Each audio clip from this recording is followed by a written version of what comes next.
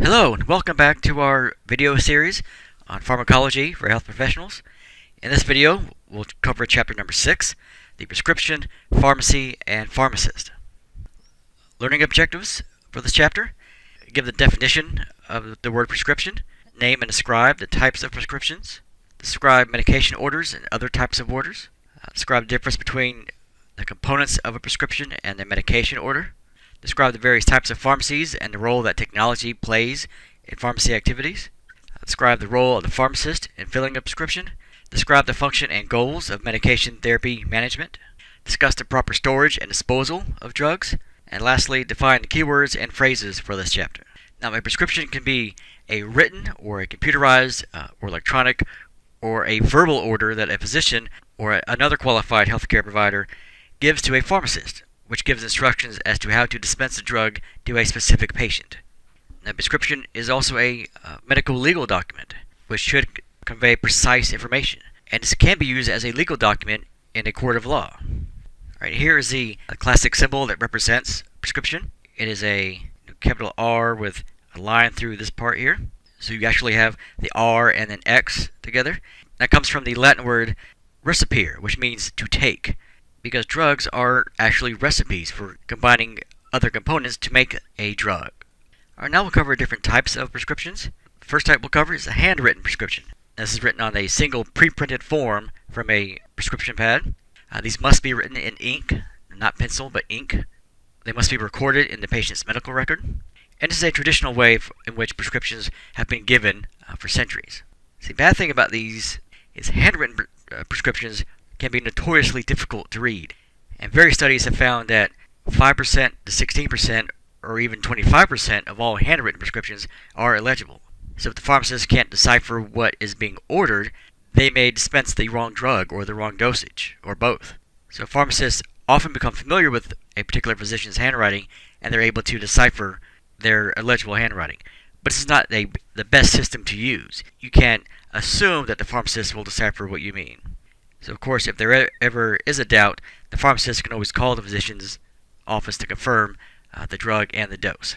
And some states, such as Florida, have passed laws that have all handwritten prescriptions must be legible.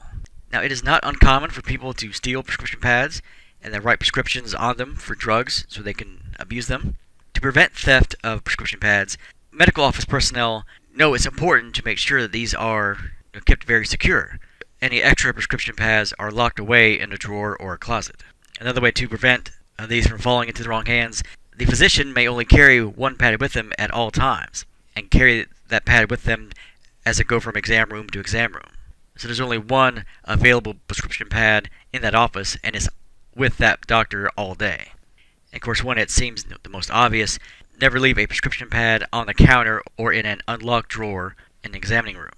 Some other precautions a physician can take: the physician should sign the prescription only when it is written. You don't want to pre-sign a prescription pad. It's the same concept as you would never pre-sign a check before any other information is filled out. You would sign the check right when you're about to give it to someone. Another form of prescription is computerized or electronic prescriptions. These are typed into a medical office's software system. Then the copy of that prescription is printed out. It's signed by the physician and then given to the patient. And these electronic forms can be faxed directly to the pharmacist, if not given directly to the patient. Now, a good thing about these types of prescriptions, you cut down on trying to decipher illegible handwriting, because everything is typed out on the printout. Another form of a computerized or electronic prescription is one that's generated by a computer also, but it's not signed by the physician. There's a digital electronic signature that is automatically imprinted onto the prescription. So these may also be faxed directly to the pharmacist. Another kind is a verbal prescription. These are given over the phone, and this is not for a controlled substance. The pharmacist can fill the prescription without a printed out prescription and without the physician's signature, as long as they have confirmation directly from the physician, if it's not for a controlled substance. A did you know fact: in 2012, there were 4 billion prescriptions written, compared to 3.3 billion in 2006. On average, 48% of people are taking at least one prescription drug. All right, now we'll talk about medication orders and other types of orders. So we'll cover medication orders first. These are a written record of a physician's orders. These are handwritten on large pre-printed order sheets known as the physician's order sheet, and these are found in the front of the patient's medical record. Now, for clinics and hospitals that use electronic records, these will be typed into the computer on a designated screen, and the screen serves as the physician's order sheet. Verbal orders or telephone orders. This is when a patient has already been admitted to the hospital. So a physician may give a verbal order over the phone to a licensed nurse, for example, and then the nurse would write down the order on the physician's order sheet. This is indicated by the letters VO for verbal order. And then the nurse will sign his or her name, and the physician must personally sign the order within a specific amount of time. See, a stat order. This is when a physician wants a drug to be dispensed and administered immediately. There's also a standing order. This is a group of specific orders, and these will be pre-printed on a facility's physician's order sheet. Now, standing orders often pertain to a protocol of treatment for a specific disease or a procedure. In addition, a physician may also write more specific medication orders to address a particular patient's medical needs. An automatic stop order. This originates from the hospital pharmacy and not the physician, and these are used for certain types of drugs, controlled substances, for example, and these are only valid for a certain number of days. And this issue of an automatic stop order is determined by the hospital's pharmacy committee policy. When this order is issued, the pharmacy will automatically stop sending the drug to the patient, and then an entirely new order must be written by the physician. And all drugs carry an automatic stop order. Now, these are issued when a patient has a change in their situation, if they're transferred to another nursing unit, or if they are discharged to another healthcare facility, or if they're discharged to go home. Okay, a quick focus on healthcare. In a hospital or other healthcare facility, the physician's office address and phone number are not needed on the physician's order sheet because the physician is already a member of that facility's staff.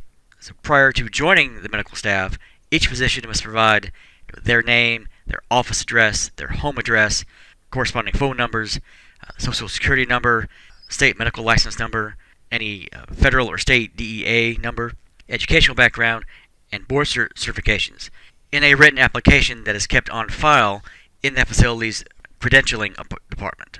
No physician is permitted to write orders, including medical orders, unless he or she is already an approved member of that facility's staff. All right, now we'll talk about various components of prescriptions and medication orders.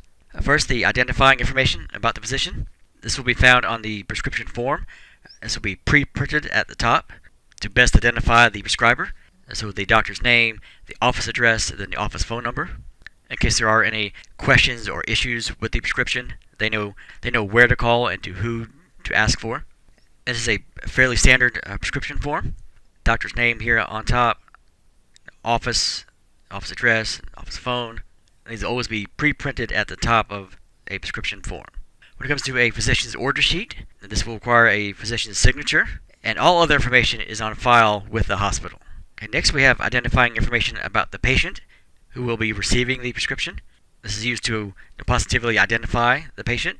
It will include their first and last name, and also their address. On a physician's order sheet, the patient information is already on the order sheet. If it is a computerized record, it will be pre-programmed to already be there.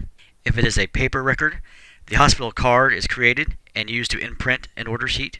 See, the patient's age and weight. This information isn't used on a prescription form, but it can be useful, especially when it comes to a child. So the age of a child will be needed on a prescription form if you are prescribing a Schedule II drug. And when it comes to the patient's weight, the dose may have to be adjusted either high or low, depending on the weight of that patient. When it comes to the physician's order sheet, if the patient's age and weight is already entered into the demographics face sheet, so these will not be included on a medication order. When it comes to the date on a prescription form, the physician will write out the full date. Now, you can't just put August 1st. You can put August 1st, 2016, for example. Now, a prescription is good for various lengths of time, depending on what type of drug is being prescribed. A prescription is good for 1 year in general. It's good for 6 months if it's for a Schedule III through a Schedule V drug. And it's only good for 7 days for a Schedule II drug. When it comes to the physician's order sheet, the full date and time will be next to the medication order. And then orders that are in the hospital are time sensitive. These must be filled and administered in a timely manner. The symbol RX, this has been written since ancient times when it comes to prescriptions. The symbol actually stands for the word recipere, which means to take. because at one time drugs were actually seen as recipes. You would list several ingredients and they'd be crushed and mixed by the pharmacist to create that drug before they were dispensed to a patient. So most prescription forms come with a large RX symbol, usually to the left of the area where the prescription would be handwritten. So going back to this generic prescription form that would be handwritten, identifying information about the doctor appear, the pre-printed information, area that you would handwrite the drug order here, and to the left of that, the RX symbol. When it comes to the physician's order sheet, the symbol is not pre-printed, and this order sheet is relatively large, and it's also used to order other types of treatments in addition to just drugs. When it comes to the drug name, the same rules are applicable for both the prescription form and the physician's order sheet. You may write either the drug's generic name or the trade name. The chemical name is not used, and abbreviations of drugs are avoided because they may be interpreted incorrectly. When it comes to the drug strength, the same rules apply for both the prescription form and the order sheet. The number appears right after the drug, indicating the strength, and that would be followed by a unit of measurement. And the drug strength that is ordered must correspond to a strength that the drug is manufactured. So for example, if a certain drug is manufactured in 25 milligram and 50 milligram tablets, the physician couldn't order that drug in 80 milligram tablets, because that's not how it's made. It comes in 25 or 50 milligrams. But if the tablet is scored, the physician can order exactly 1/2 an amount of one tablet. So that's one of the reasons why tablets are scored, to be broken in either halves or into thirds. So when it comes to the drug form, the same rules apply for the prescription form and the order sheet. The specific form must be included. When it comes to the quantity to be dispensed, on the prescription form, the pound symbol is read as number, and this indicates to the pharmacist the number of capsules or tablets, etc. to be dispensed. And sometimes this will preface the number with the word dispense. When it comes to the physician's order sheet, you do not need to indicate the total number of drugs to be dispensed. The medication order continues while the patient is in the hospital, and the exception to this would be controlled substances. So only the amount needed for one day is sent to the unit. Directions for use. On a prescription form, the abbreviation SIG indicates directions. So the pharmacist will type on the label, translating any Latin abbreviations, which would include the amount of the dose, the route of administration, and the frequency of the dose. So when it comes to the physician's order sheet, the abbreviation SIG is not included, and the pharmacist doesn't translate the Latin abbreviations, because at that point people should know what the abbreviations stand for. It's not necessary to translate. And then of course the signature on the prescription form will be found at the bottom of the form. It'll be signed on a pre-printed line, followed with the letters MD, your medical doctor. And a physician must sign their name on that line for the prescription to be valid. And the same principle as writing a check. If you fill out a check but don't sign it, it's not worth anything. When it comes to the physician's order sheet, the physician will sign their name with the letters MD following. This will be found directly below the last medication order. And this prevents insertion of an order at a later time.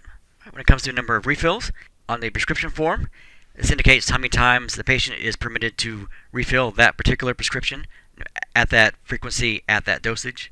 And you'll find a pre-printed area that says refills, followed by numbers, 0, 1, 2, 3, and so on. Sometimes you'll see the letters NR for no refill. And these are only good for 1 year for most drugs, but there are no refills available for Schedule II drugs. When it comes to the physician's order sheet, there's no indication of refills, so the pharmacy will continue to send as long as the patient is hospitalized or until the physician orders a drug to be discontinued. When it comes to substituting a trade name drug for a generic drug, on a prescription form, some states actually mandate that the pharmacist fill prescriptions with a generic drug, and if the physician wants a trade name, they must specifically indicate so. So you may see terms such as DAW, dispense as written, or no substitution on a prescription form. On the order sheet, the hospital has all formulary for all stocked drugs, and the pharmacist will dispense generic equivalents unless the physician specifically requests a drug name for that drug. Another component of a prescription and medication orders is a place for the DEA number. On a prescription form, if a drug has potential for abuse, such as a controlled substance, the doctor's assigned federal DEA number must be on the order in order for the prescription to be valid, and this DEA number consists of 9 characters. On the order sheet, the DEA number does not need to be provided when a physician is in the hospital or another healthcare facility, because the healthcare facility would already have that information. That information will be kept on file already by that facility's credentialing department. All right, so going back again to our generic prescription form that will be handwritten, the pre-printed identifying information of the doctor up here, a place for the patient's name, their age, the full date will be written out, a patient's address, the symbol RX, the handwritten directions will be here, the frequency of the medication, the strength of the medication, any number of refills here. If there's no substitute allowed, that will be indicated here. Doctor's signature, followed by the letters MD, and if needed, a place for the DEA number here at the bottom. Now when it comes to writing prescriptions for a Schedule II drug, these must be written on special prescription forms. This is known as an official prescription form, and is only printed by a certain number of printing companies designated by that state. Now the official prescription forms contain various security features, such as a control number, a thermochromatic ink, and an imprinted seal that are designed to prevent any types of alterations or any kinds of forgeries. Now these are used as a precaution to avoid the unauthorized use of drugs that have a high potential for drug abuse and addiction. In addition to these official prescription forms may include the background repetition of the word void that becomes visible if someone tries to photocopy this form or tries to fax the form. But even with these precautions, there are thousands of prescriptions for Schedule II drugs that are forged each year, and the pharmacist may contact a physician's office to verify that a Schedule II drug has been prescribed. Now occasionally, you may have some physicians or dentists or pharmacists prescribe or dispense Schedule II drugs to patients who have a drug habit in exchange for money. Now these individuals can be investigated by their state licensing board and with the DEA, and denied renewal of the federal DEA number that is needed to prescribe such scheduled drugs. Now there are some states, such as New York for example, that now require that an official prescription form be used to prescribe all drugs, not just Schedule II drugs, but all kinds of prescriptions. All right, now we'll talk briefly about a drug controversy. Prescriptions for generic drugs only accounted for 13% of all new prescriptions that were filled in 1995, but accounted for 45% of all new prescriptions filled in 2006. So the use of generics rather than the trade name drug can result in considerable savings to consumers. But for certain critical drugs, such as Lanoxin for congestive heart failure and Dilantin for seizures, and some anticoagulant drugs, many physicians prefer to rely on the proven therapeutic action of the trade name drugs. All right, now we'll talk about the pharmacy. After the prescription has been submitted, it then becomes property of the pharmacy. The pharmacy is responsible for keeping it on file, and these may be kept for several years, and the length of time is specified by state law. When it comes to an inpatient or hospital pharmacy, these will only dispense to patients who are admitted to the hospital.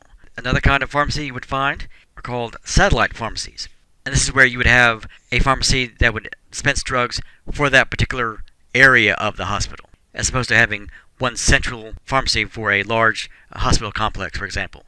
So you may have a pharmacy that only issues drugs for the cardiovascular wing or the critical care unit. So a satellite pharmacy is just one that will focus on one ward of a hospital, one region of a hospital.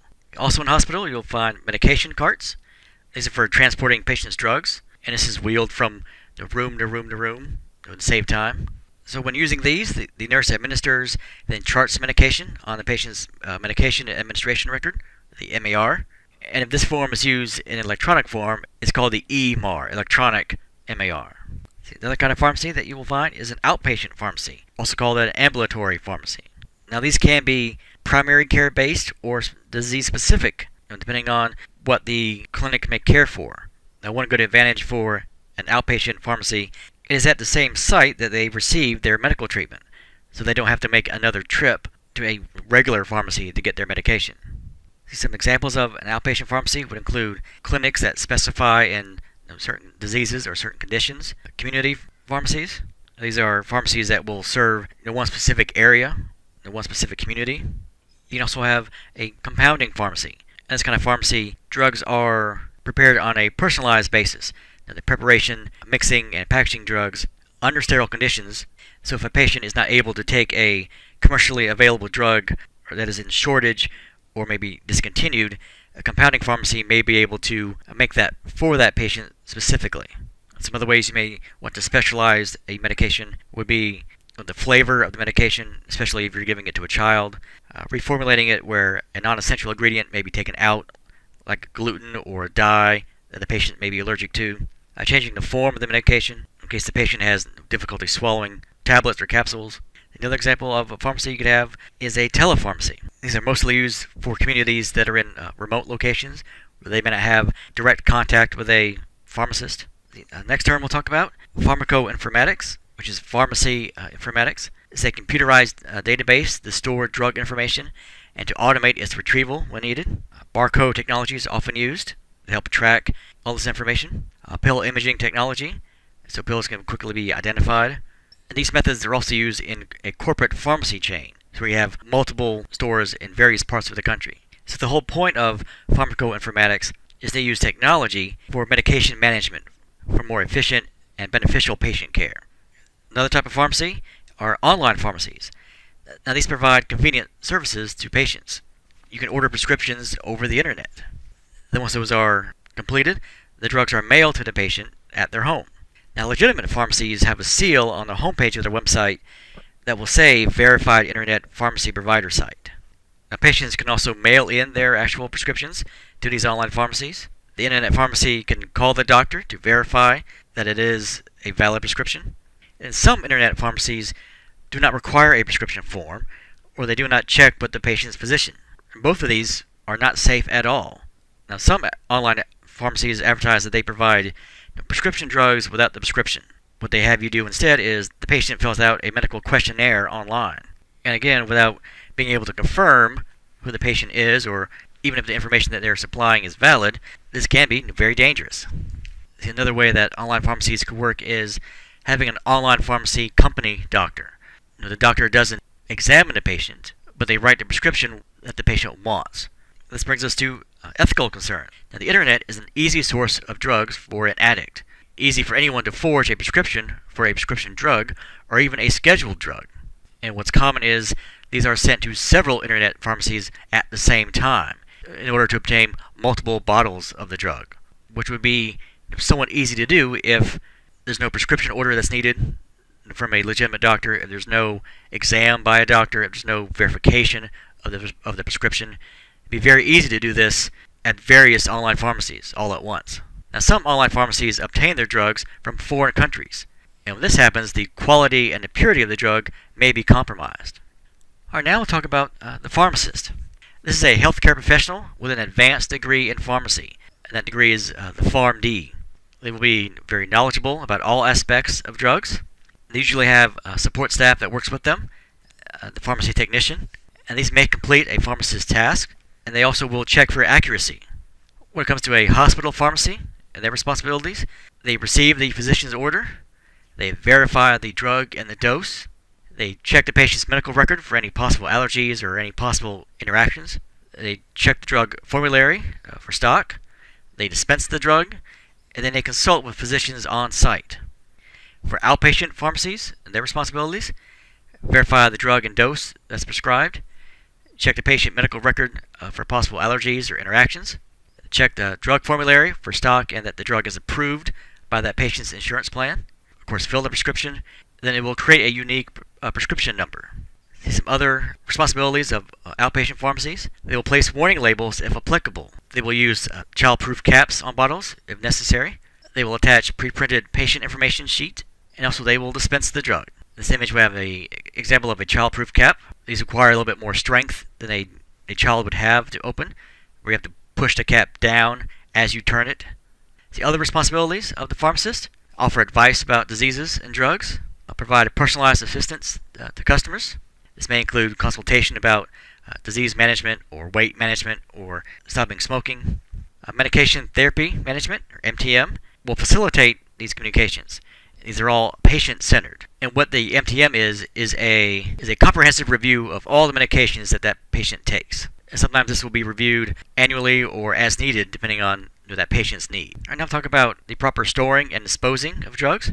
Now, the heat and moisture that's common in bathroom medicine cabinets can break down drugs. So the best place to store drug is in a cool environment in a locked storage box, especially if you have children in the home. Children may think that the pills that you are taking are candy because they have bright colors and weird shapes. Now, it is important to dispose of drugs safely when they are no longer being used. Do not flush them down the toilet. It's not a proper way to dispose of them. It may be convenient, but it is not a proper way. Most pharmacies will accept and dispose of drugs that are not being used. They will incinerate them. Some police departments have programs to allow them to dispose of narcotic or scheduled drugs. If you absolutely have to do it yourself, the way you would do it is crush or dissolve your drugs, mixed with a small amount of water and coffee grounds, kitty litter, or anything else that is inedible. And you put that big mixture into a sealed bag and then put that into the trash. And the whole point of this is to make sure that if another person were to stumble upon it or an animal, they wouldn't want to eat it because it's mixed with coffee grounds, kitty litter, anything else that is inedible. So this would not be that appealing to try to use. Okay, that brings us to the end of this video on chapter number 6. We will continue our video series on pharmacology with our next video on chapter number 7, urinary drugs.